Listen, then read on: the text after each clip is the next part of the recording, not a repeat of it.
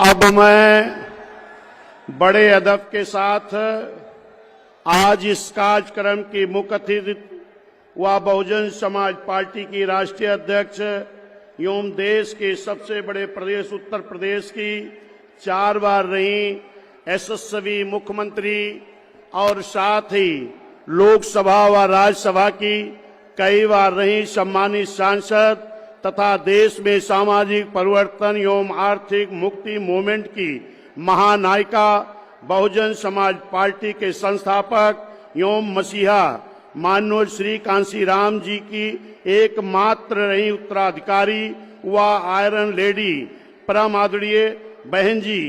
अब उनके सम्मान में अपने विचार व्यक्त करेंगी तथा पार्टी व मूवमेंट के हित में भी कुछ दिशा निर्देश देंगी। आदरणीय माननीय बहन जी। बाबा साहब अमर रहे, बाबा साहब अमर रहे, माननीय श्री कांशीराम साहब अमर रहे, माननीय श्री कांशीराम साहब अमर रहे। बहन कुमारी मायावती जी, बहन कुमारी मायावती जी, बहुजन समाज पार्टी, बहुजन समाज पार्टी जिंदाबाद। श्री आकाश आनंद जी जिंदाबाद, श्री आकाश आनंद जी जिंदाबाद। सर्व समाज के सम्मान में, सर्व समाज के सम्मान में, अपने महापुरुषों के सम्मान में बहन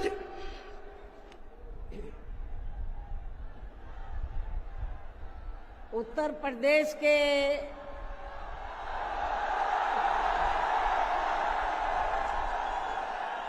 प्रदेश के कोने कोने से आए हुए पार्टी के सभी छोटे बड़े पदाधिकारी, जनप्रतिनिधि, नेता एवं कार्यकर्तागण, जैसा कि आप लोगों को ये विदित है कि आज बहुजन समाज पार्टी के जन्मदाता एवं संस्थापक मान्यवर श्री कांशीराम जी की 19वीं पुण्यतिथि है और आज के ही दिन उनका लंबी बीमारी के कारण देहांत हुआ था, जो अब हमारे बीच में नहीं रहे हैं। लेकिन बहुजन समाज के हित में इनका समर्पित रहा संपूर्ण जीवन हमारे लिए हमेशा यादगार व अमर रहेगा। ऐसे महान व्यक्तित्व को आज मेरे साथ साथ आप लोग भी अपार संख्या में, अर्थात लाखों लाखों की संख्या में यहाँ यूपी की राजधानी लखनऊ में बीएसपी की रही सरकार द्वारा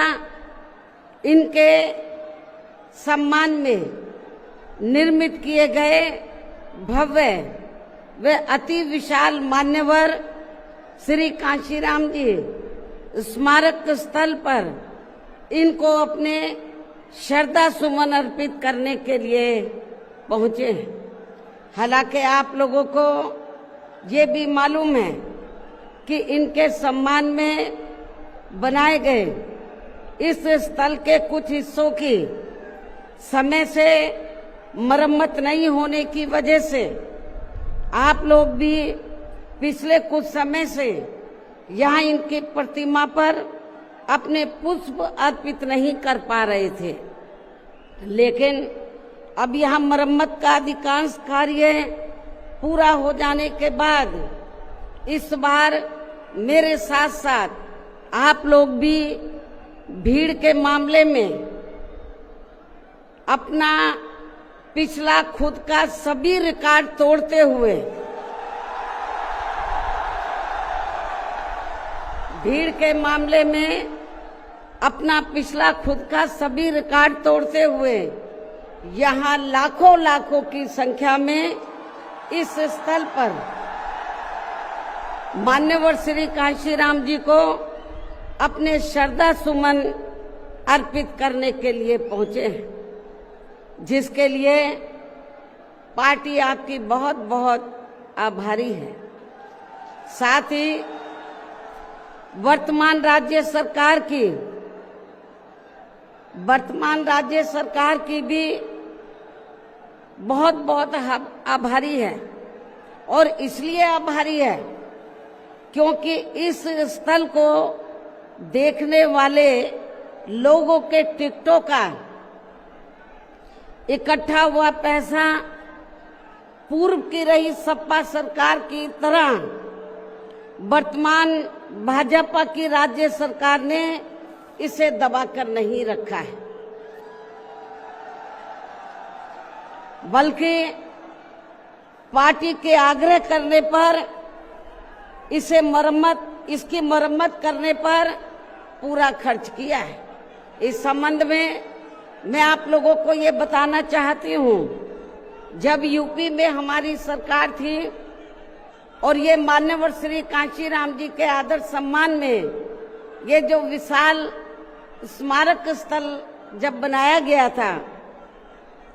तो हमने उसी समय हमारी सरकार ने ये व्यवस्था की थी कि हम देखने वालों के लिए इस पर हम टिकट की व्यवस्था करेंगे और इसका जो पैसा आएगा टिकट का, तो वो किसी और मद पर खर्च नहीं किया जाएगा, बल्कि जितने भी उत्तर प्रदेश की राजधानी लखनऊ में जो स्मारक बने हैं, पार्क बने हैं, तो उनके रख रखाव पर खर्च किया जाएगा। तो ये हमने व्यवस्था की थी।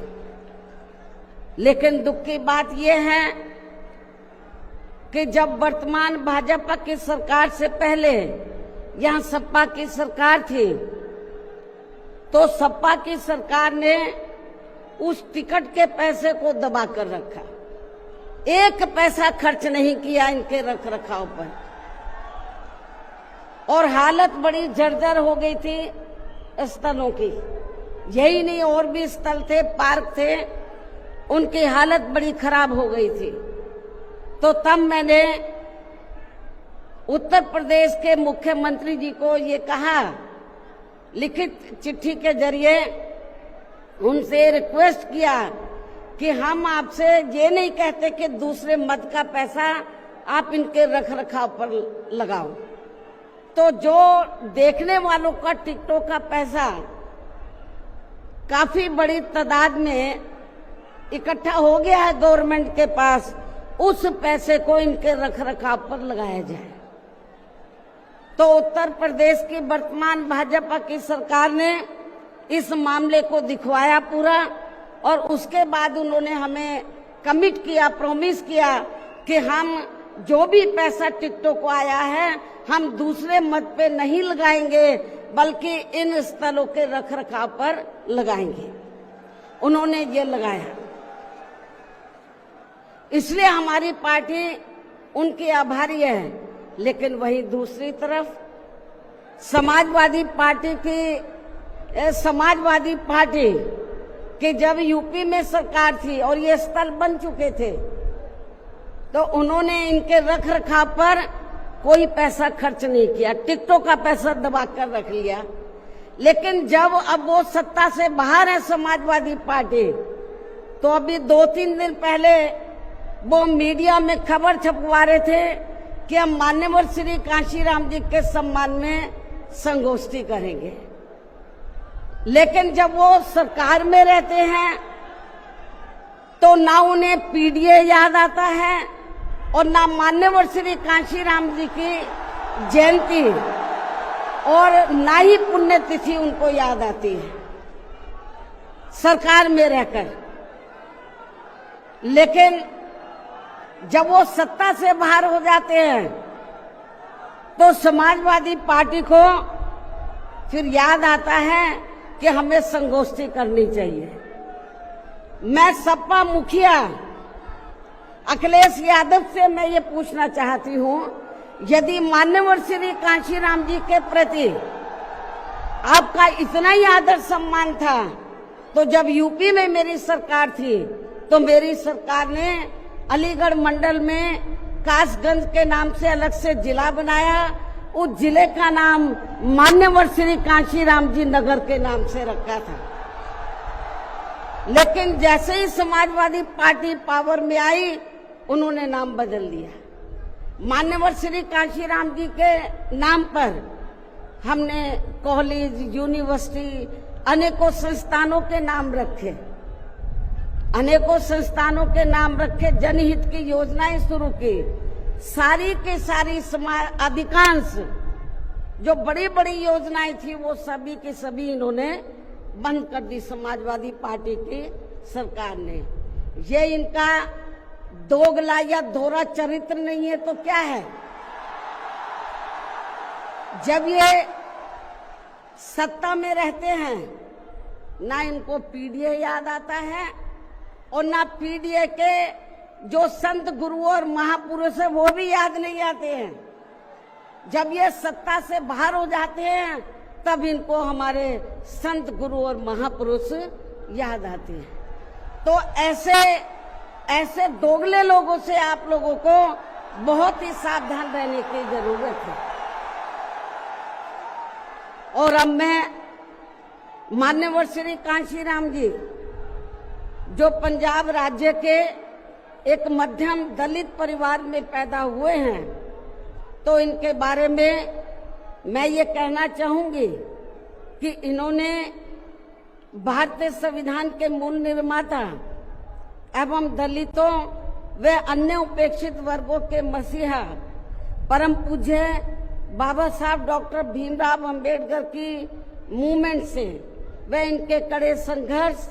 एवं अथक प्रयासों से देश के खासकर करोड़ों दलितों, आदिवासियों, पिछड़े वर्गों, मुस्लिम व अन्य धार्मिक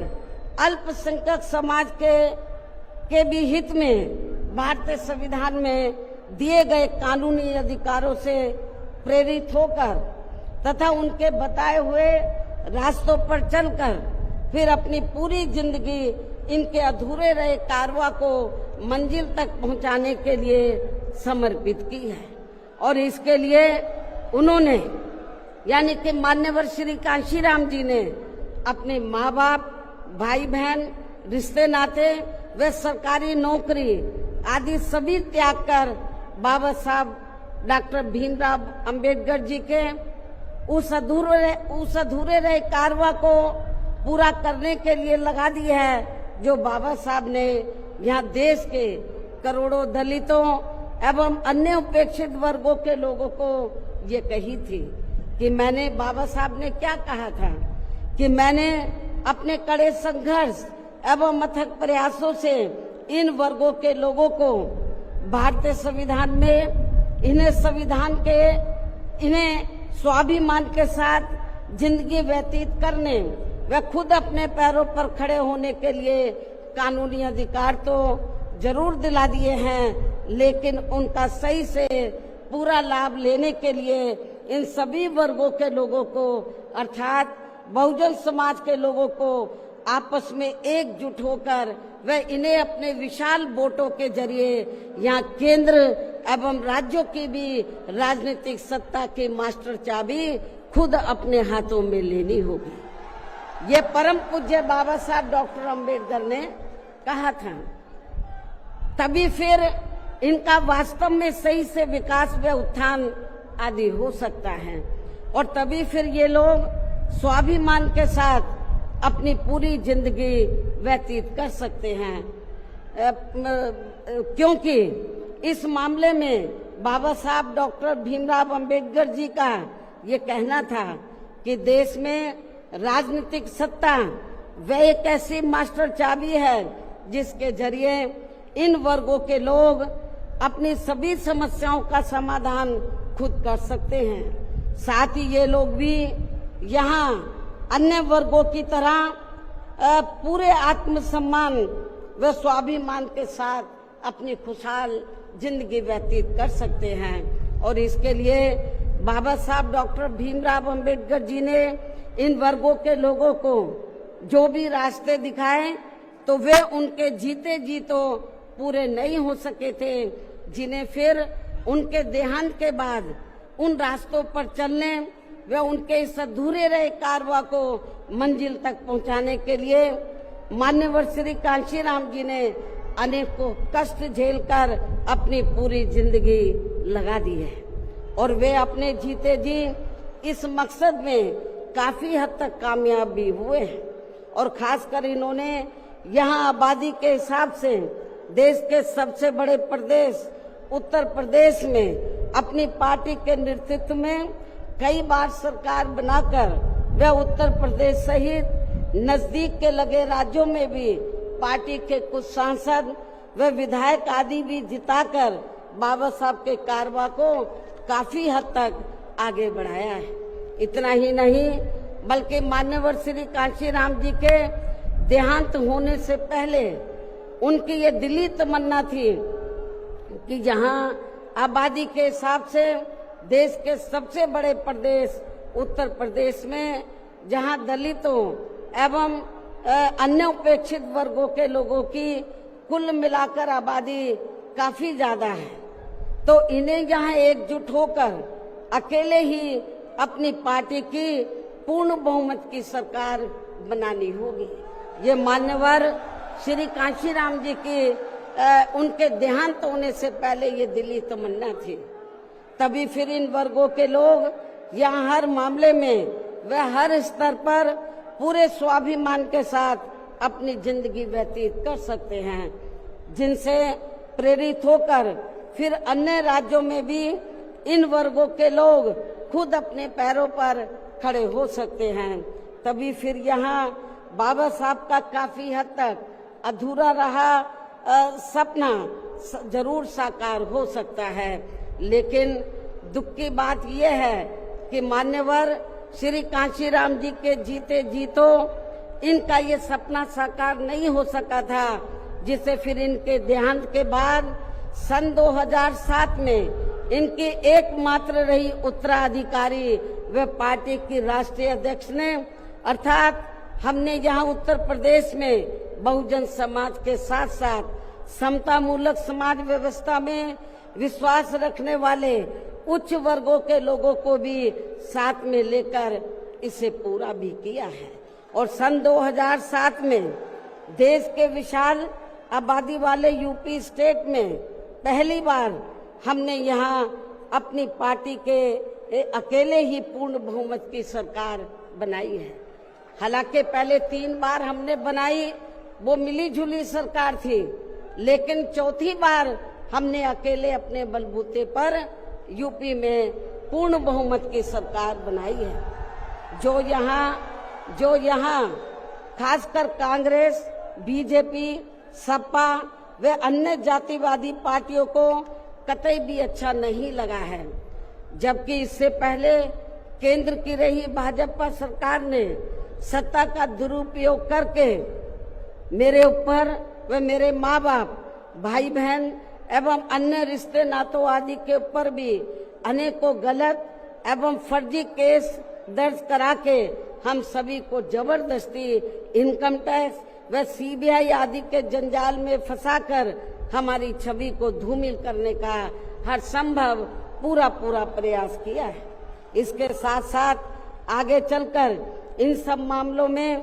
केंद्र की रही कांग्रेसी सरकार ने भी हमें न्याय देने के बजाय बल्कि काफी उलझा दिया था, और तब फिर हमें इन सब के विरुद्ध मान्य कोर्ट में भी जाना पड़ा है, जहां हमें न्याय मिला है। इस प्रकार से ये सब भी हमें काफी कुछ झेलना पड़ा है। लेकिन ऐसे विकट व संघर्ष भरे हालातों में भी हमने बाबा साहब डॉक्टर भीमराव अंबेडकर के बताए हुए रास्तों पर चलकर यहाँ उत्तर प्रदेश में सन 2007 में हुए विधानसभा चुनाव में अकेले ही ये चुनाव लड़कर फिर अपनी पार्टी की पूर्ण बहुमत की सरकार बनाई है। और हमने यहाँ बाबा साहब डॉक्टर भीमराव अंबेडकर एवं मान्यवर श्री कांशीराम जी आदि के सपनों को काफी हद तक साकार किया है। और इसके लिए हमने अपनी सरकार में यहाँ जातिवादी, संकीर्ण व पूंजीवादी व्यवस्था के शिकार रहे लोगों को अर्थात सर्व समाज में से खासकर गरीबों, दलितों, आदिवासियों, पिछड़े वर्गों के साथ साथ मुस्लिम एवं अन्य धार्मिक अल्पसंख्यक समाज के लोगों के भी हित व कल्याण में अनेकों ऐतिहासिक कार्य किए हैं, जिनके नाम बदलकर उन्हें अब अन्य राज्यों में विभिन्न पार्टियों की सरकारें भुना रही हैं, जबकि इसका वास्तव में असली श्रेय बीएसपी को ही जाता है। साथ ही हमारी पार्टी की रही सरकार ने दलितों एवं अन्य उपेक्षित वर्गों के लोगों के हितों का सभी मामलों में पूरा ध्यान रखा है। खासकर आरक्षण का तो इन्हें पूरा लाभ दिया है। इतना ही नहीं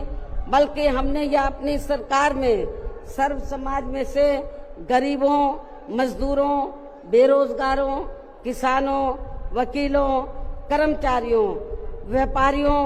एवं अन्य मेहनतकश लोगों के साथ साथ यहाँ छात्रों, युवाओं, महिलाओं व बुजुर्गों आदि के भी हितों में काफी महत्वपूर्ण कार्य किए हैं, जिनसे इन्हें काफी ज्यादा लाभ पहुंचा है। इनके साथ साथ हमारी पार्टी की रही सरकार ने प्रदेश में अपराध नियंत्रण एवं कानून व्यवस्था को भी चुस्त व दुरुस्त करने के लिए यहाँ जाति, धर्म व दलगत राजनीति से ऊपर उठकर कार्य किए हैं, ताकि प्रदेश में अमन चैन व शांति व्यवस्था आदि कायम रहे, जिसकी प्रदेश में उस समय काफी जरूरत भी थी। साथ ही कानून व्यवस्था के मामले में हमने यहाँ हर स्तर पर अन्याय, अपराध व भय मुक्त वातावरण भी पैदा किया है। इस प्रकार से हमारी पार्टी की पूर्ण बहुमत की रही सरकार ने यहाँ सर्व समाज के लोगों को हर मामले में व हर स्तर पर सर्वजन हिताय व सर्वजन सुखाय की नीतियों पर आधारित ही यहाँ काफी बेहतरीन सरकार दी है, जिसे प्रदेश की जनता अभी तक भी भुला नहीं पा रही है। और खासकर हमने रोटी रोजी देने के मामले में सर्व समाज में से यहाँ गरीबों, दलितों एवं अन्य उपेक्षित वर्गों के लोगों को काफी हद तक उन्हें आत्मनिर्भर भी बनाया है, जिनके यहाँ वर्षों से सभी विरोधी पार्टियों की रही सरकारों की जातिवादी, संकीर्ण व पूंजीवादी सोच होने के कारण काफी ज्यादा उपेक्षा की गई है। इतना ही नहीं बल्कि हमने वर्तमान केंद्र की सरकार की तरह अपने राजनीतिक स्वार्थ में इनके टैक्स के पैसों से ही थोड़ा सा मुफ्त में राशन देकर इनको अपना गुलाम व लाचार नहीं बनाया है, अर्थात इनको दूसरों के ऊपर निर्भर नहीं रखा है। इसके साथ साथ हमारी पार्टी की रही सरकार ने देश में यहाँ बहुजन समाज में समय समय पर जन्मे अपने महान संतों, गुरुओं व महापुरुषों में भी खासकर महात्मा ज्योतिराव फूले, छत्रपति शाहू जी महाराज, नारायण गुरु, बाबा साहब डॉक्टर भीमराव अंबेडकर, मान्यवर श्री कांशीराम जी, संत गुरु रविदास जी व गौतम बुद्ध आदि को भी विभिन्न रूपों में पूरा आदर सम्मान दिया है। जो ये सब यहाँ जातिवादी पार्टियों को कतई भी रास नहीं आ रहे हैं, और इस मामले में समाजवादी पार्टी तो सबसे आगे रही है। और अब ये समाजवादी पार्टी यहाँ अपने राजनीतिक स्वार्थ में जबरन पीडीए आदि की हवाई बातें करके इन वर्गों को गुमराह करने में लगी है, जबकि हमारी पार्टी की रही सरकार ने अपने संतों, गुरुओं व महापुरुषों आदि के नाम पर यहाँ प्रदेश में जिन जिलों, संस्थानों एवं योजनाओं आदि के नाम रखे थे, तो उनमें से काफी को तो सपा की रही सरकार ने बदल दिया है, जैसा कि शुरू में मैंने आप लोगों को बताया है। साथ ही हमने इन वर्गों के विकास व उत्थान में जो अनेकों महत्वपूर्ण योजनाएं शुरू की थी, तो उन्हें भी अधिकांश बंद कर दिया गया है। आरक्षण दिए जाने के मामले में भी सपा की रही सरकार ने यहाँ दलितों, आदिवासियों एवं अन्य पिछड़े वर्गों के लोगों के साथ हमेशा पक्षपात वाला रवैया ही अपनाया है। इनके पदोन्नति में आरक्षण को तो इस पार्टी की रही सरकार ने एक प्रकार से यहाँ खत्म ही कर दिया था। इसके अलावा इनकी रही सरकार में यहाँ गुंडों, बदमाशों, माफियाओं एवं अन्य अराजक तत्वों को ही ज्यादातर बढ़ावा दिया गया है, जिसकी वजह से यहाँ कानून व्यवस्था भी काफी बुरी तरह से चरमरा गई थी। और अब अधिकांश मामलों में लगभग यही स्थिति हमें यह वर्तमान बीजेपी की सरकार में भी देखने के लिए मिल रही है। जबकि आजादी के बाद, इनसे पहले यहाँ शुरू में काफी वर्षों तक कांग्रेस पार्टी के रहे शासनकाल में तो इन वर्गों का हर स्तर पर काफी ज्यादा शोषण व उत्पीड़न आदि हुआ है। एक प्रकार से कुल मिलाकर यहाँ यूपी में कांग्रेस पार्टी का भी ज्यादातर जातिवादी, संकीर्ण व पूंजीवादी सोच के आधार पर ही शासन चलता रहा है। और सन 1975 में देश में लगी इमरजेंसी में तो कांग्रेस पार्टी की रही सरकार ने यहाँ बाबा साहब के संविधान को भी काफी हद तक प्रभावहीन ही बना दिया था, जिसकी आड़ में अब इस पार्टी के लोग आए दिन किस्म किस्म की नाटकबाजी करते रहते हैं। संविधान को हाथ में लेकर किस्म किस्म की नाटकबाजी करते रहते हैं। इसके साथ साथ कांग्रेस पार्टी ने हर प्रकार के हथकंडे इस्तेमाल करके बाबा साहब डॉक्टर भीमराव अंबेडकर को संसद में भी चुनकर नहीं जाने दिया था। इसके अलावा केंद्र में इसी कांग्रेस पार्टी की रही सरकार ने भारतीय संविधान के मूल निर्माता एवं उपेक्षित वर्गों के मसीहा परम पूज्य बाबा साहब डॉक्टर भीमराव अंबेडकर को भारत रत्न की उपाधि से भी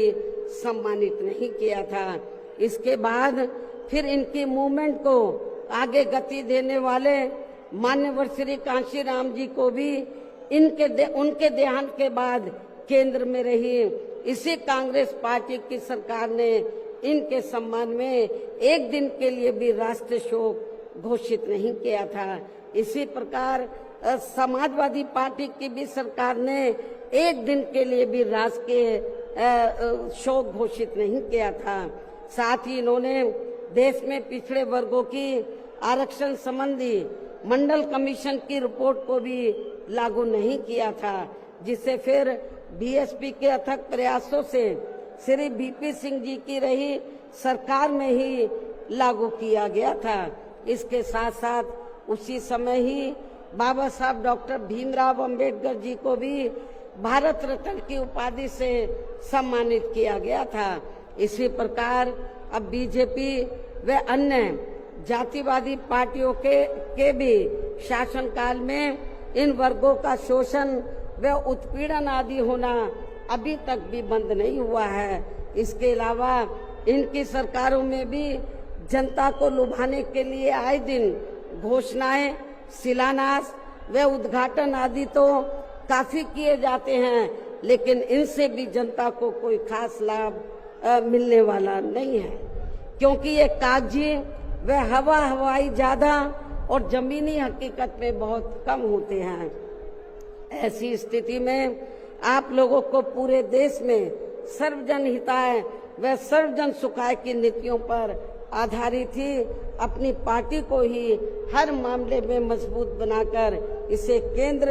एवं राज्यों की भी सत्ता में लाना बहुत जरूरी है। और अब पार्टी के लोगों को यहाँ उत्तर प्रदेश सहित देश के अन्य जिन भी राज्यों में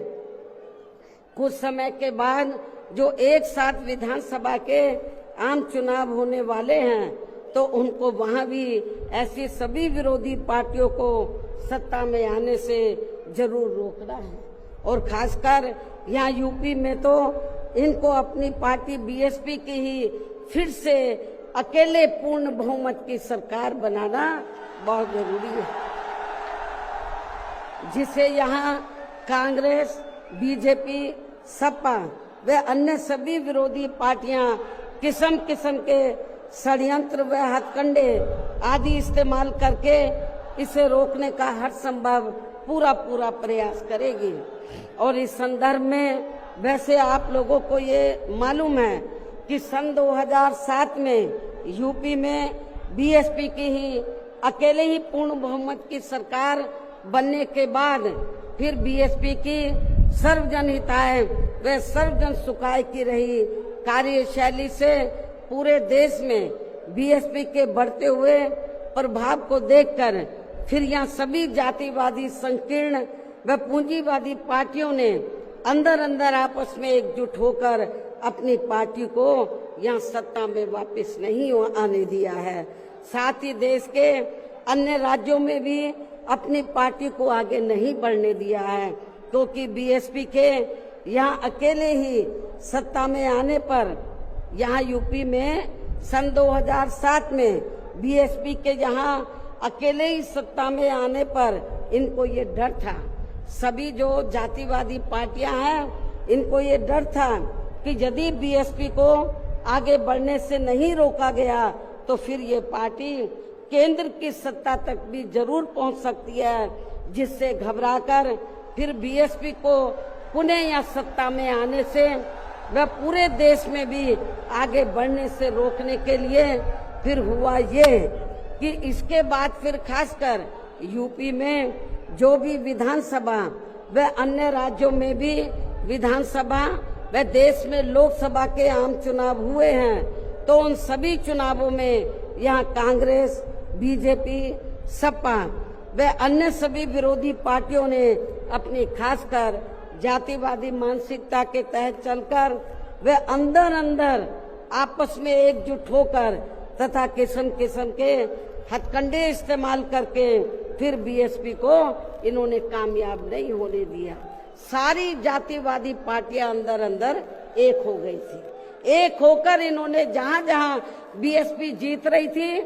तो वहां इनको हराया, जो विरोधियों के कैंडिडेट जीत रहे थे उनको इन्होंने अपना वोट ट्रांसफर कराया। इसके साथ ही फिर बाकी रही से कमी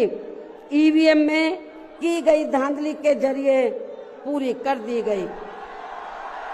जबकि वर्तमान हालातों में ईवीएम के काफी विरोध के चलते